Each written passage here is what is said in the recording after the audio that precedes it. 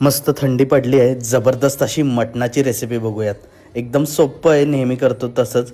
एका कुकरमध्ये जरासं तेल घ्यायचं आहे, थोडा लसूण कांदा मटण ॲड करायचं आहे, हळद मीठ टाकून गरम पाणी ॲड करून शिजवून घ्यायचं आहे. तुमच्या मटणाच्या क्वालिटीप्रमाणे तुम्ही किती शिट्ट्या लागतील हे डिसाईड करा.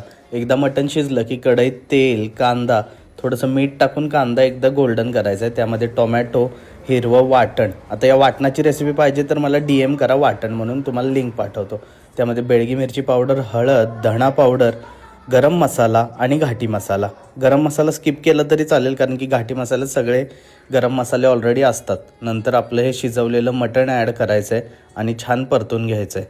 जरा मसाला कोरडा होईल तर त्यामध्ये आळणी, ज्याच्यात मटण आपण शिजवले ते जे पाणी आहे ते ॲड करा आणि सगळं छान मिक्स करून घ्या. तुम्ही बघू शकता इथे कसलं जबरदस्त दिसतंय. आत्ताच एकदा तर्री सुटली की गॅस बंद करता वरतून थोडंसं तूप ॲड केलं आहे मी.